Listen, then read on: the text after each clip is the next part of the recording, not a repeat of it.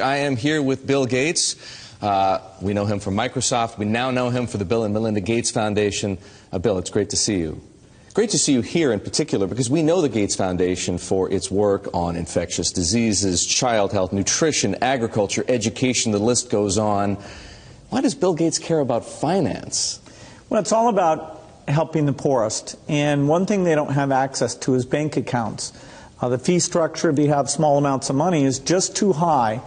And we got involved in some traditional microlending, but just didn't see how that could scale up and get inexpensive enough. So now we're involved in trying to make sure we get a very efficient digital payment structure set up for all the poorest in the world to get financial products that work for them. What are you doing? The idea is that typically through the cell phone, you should be able to send money to your relatives. You should be able to track the money that's coming in, set aside money to buy seeds the next year. And there are countries where this is beginning to take off. Kenya, Bangladesh, even Somalia, maybe the last country you'd suspect up in Somaliland. Almost half of the GDP is done digitally. I don't need to tell you that the poor have been unbanked for as long as there have been banks. Why is this time different? Well, it's really the digital revolution. The poorest have bought cows, stored gold, put currency under their mattress, but they are getting cell phones. And the cell phone capability of identifying who's using the cell phone, letting you look at your spending patterns, that's going to be common sense. People are going to have help and lots of innovative products competing on top of this digital currency platform. So if technology, mobile phones for example, digital money, helps to increase access to financial services at the same time as it lowers the cost of delivery, why is philanthropy needed? Philanthropy should just be here to bootstrap this. There are a lot of regulations in this area, and understanding how those regulations can make the cost of remittances, where you're sending money back to your family in your country of origin, how right now that has about a 5% overhead on it. We think we have a role to make sure that, particularly for the smaller transactions, the regulations don't impose those very high costs. Once this gets going, then we'll step up to the applications and say, okay, how does a savings application help the mother make sure money's focused on the kids? How does it help them stay in school, set money aside for the uniform or for good future planning? Some of what you just described, the need to move money from place to place, the cost of doing so, the overhead, as you put it, makes me think, believe it or not, of Bitcoin, because some people have said, hey, Bitcoin is the answer to those problems. Are you a believer? Well, Bitcoin is exciting because it shows how cheap it can be. Bitcoin is better than currency in that you don't have to be physically in the same place. And, of course, for large transactions, currency can get pretty inconvenient. The customers we're talking about aren't trying to be anonymous. They're willing to be known. So the Bitcoin technology is key, and you could add to it or you could build a similar technology where there's enough attribution that people feel comfortable. This has nothing to do with terrorism or any type of money laundering. What kinds of people or private enterprises right now are helping to solve the same problems you're interested in? Well, in some countries, the mobile companies have been fantastic. In a few other companies, it's been the banks. In some countries, it's a startup company that's neither a bank nor a mobile company. In Bangladesh, the bKash offering runs across any phone, and they've gotten the regulations so that they have a product that we think will get very, very pervasive. So entrepreneurs are there. The enablement this creates, if you want to put in, say, electricity in a city, collecting your bills is one of the reasons why the underspending of infrastructure in these areas is a real thing holding back the economy. You mentioned banks. Are the legacy institutions, for the most part, banks, credit card companies, payment processors, friend or foe? Many of them want to have these additional customers, but they have to embrace the idea that the fees are going to be a lot lower. And so they have to find a way to service these new customers. Now, that means these customers aren't going to be coming into their branches, and they can charge a higher fee when you want to actually cash out. But if it's a pure digital transaction, then, you should be paying, less than 1% to move that money from you to a merchant or from you to a friend, even with meeting all the regulatory requirements. Don't you expect them to stand in your way to protect their margins? Well, it's a competitive field, and governments have a real interest in seeing this happen. Governments often want to make payments to the poorest, and if they can identify them and get that money out to them efficiently, countries like Mexico and Brazil have shown that's a way to lift people up. So the government, if they understand this, will usually want to create a competitive framework that draws people in to this. I think the capitalistic framework, with a little help from the government, will work well. The profit motive will take over. Yes, although banks are going to have to change their business model. The profits they'll be seeking will be different than the profit sources they get today. What about the risks? Security on the one hand, and the potential for abuses like we saw in subprime on the other hand. Yeah, the whole financial market, you can have deposits that get lost, you can have money stolen, you can have misrepresentation. All those things have to be thought through in this new model. Now, when it's tiny bits of money that are moving around, and it's more of a savings-oriented approach, the room for abuse is much lower there. But honesty, making sure that the people who really hold these deposits are able to stand behind them. Some of those basic requirements will still be necessary. Bill, a lot of people say Apple Pay is going to transform the financial services industry. What do you think? Well, Apple Pay is a great example of how a cell phone that identifies its user in a pretty strong way lets you make a transaction that should be very, very inexpensive. So the fact that in any application I can buy something, that's fantastic. The fact I don't need a physical card anymore, I just do that transaction, and you're going to be quite sure about who it is on the other end. That is a real contribution. And all the platforms, whether it's Apple's or Google's or Microsoft, you'll see this payment capability get built in. That's built on industry standard protocols, NFC, and these companies have all participated in getting those going. Apple will help make sure it gets to critical mass for all the devices. Have you asked or considered asking Tim Cook to help you with what you're doing? No, the kind of basic things underneath aren't the things that Apple Pay was involved in. Apple Pay will take anybody they've signed up for the payment instrument. So they're not involved in driving the efficiency and the super low fees for low amounts of money.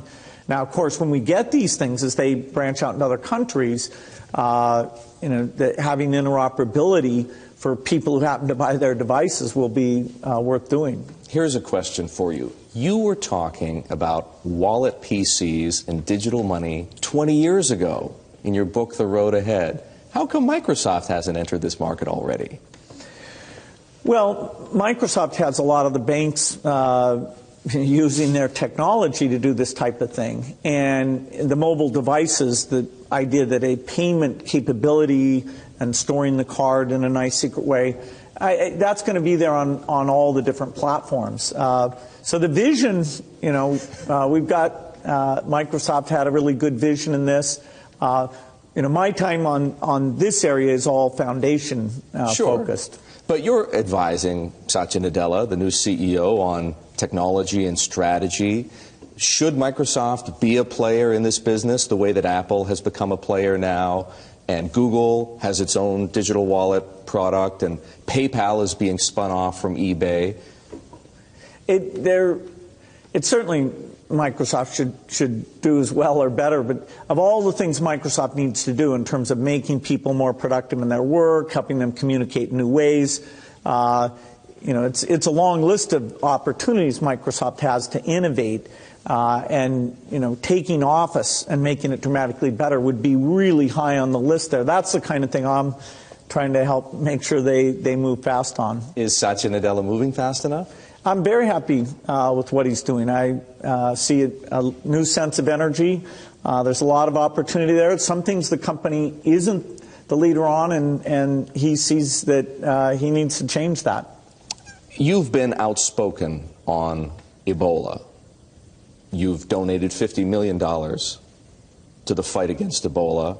And you've been more optimistic about the chances of containing and controlling the outbreak in West Africa. But we last heard from you on that subject before the patient was diagnosed in Dallas. What do you think now? Well, I think that reminds people we do have an ongoing tragedy, and it's really awful. There's 22 million people in those 3 countries, and we need to get this under control, because not only are people dying of Ebola there, the health systems are shut down. So all the other diseases, measles, malaria, there's even more deaths taking place there. At the same time as we get it shut down in those 3 countries, we need to make sure it doesn't spread to other countries. Now, the richer a country is, if you have a good primary health care system, you should be able to handle that. So the fact that this Dallas patient was identified, the contacts are being traced, I feel confident the CDC is very much on top of that. I wish every country had a health system like that. There are parts of Africa that don't, so we're helping them build up the capacity that if a few people happen to come in with the disease, they'd be able to get on top of it. We helped Nigeria, and there was a case that went up there. Unfortunately, now all the contacts have been traced, and right now there's no Ebola in Nigeria. So the U.S. government's really stepping up on this, and I think that is going to let the world get on top of it. But we should have had better primary health care systems, and that's a long-term task. This reminds us to keep investing in. That's a very hopeful perspective, Bill. What if people don't see it your way? What if panic takes over? Well, I would say that if the U.S. government didn't have CDC, they didn't have the Department of Defense, they weren't working with other countries to get volunteers to come in, then the treatment capacity would not get to the point where, as people get sick, they're able to come in and be treated and not infect other people. So without this U.S. leadership on this, you could see large numbers of people, not just in these countries, but a lot of spread. So this is a very big challenge we've been faced with. I think our tools and response, our generosity is going to be up to the challenge, even though the death toll will be quite significant. I'm just impressed that the U.S. really, despite all the other world leadership things they're doing, really put this to the top of the list, and even got the Army and their top people involved. And our foundation is partnering with them to help in any way we can. Bill, so much of the work that you do is in the developing world. It makes me wonder, what do you think of this country's prospects?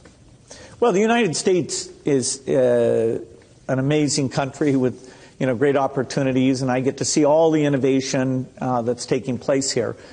The issue my wife and I decided to focus our U.S. philanthropy on is education. Sure.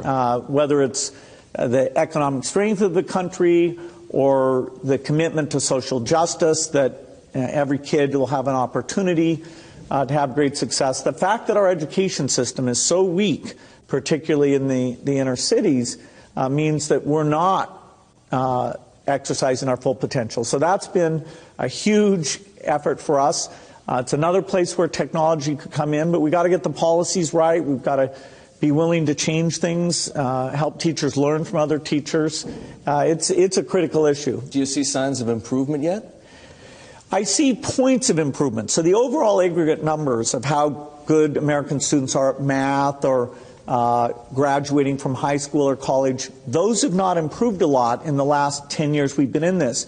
But if you go visit a charter school, you can see that the right practices are doing a great job even for inner city kids. If you go see the latest in technology, I was in New York City a few days ago seeing personalized math learning called School of One.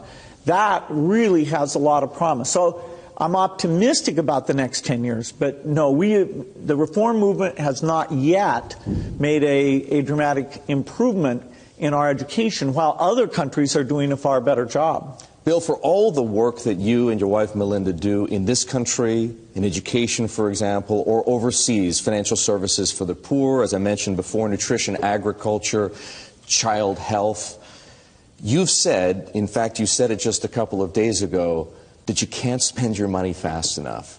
What do you do about that problem? Well, I don't think I say I'm worried about the rate of spending. We've picked important problems, and we are lucky that we can help provide resources to the very best scientists working on malaria, the very best people going out in the field and working to finish polio eradication. Despite all these challenges that Nigeria has with an election coming up and Boko Haram, even the Ebola that was solved there, we think in the next year we'll get the number of polio cases down to 0. And that would be the last country in Africa that we've never eliminated polio in. So we're moving fast to reduce childhood deaths, improve malnutrition, and a lot of that's funding science, a lot of it's funding heroes who go out and actually deliver to those in need. I have one last question for you. Will we see you courtside at the Staples Center cheering on the Clippers with Steve?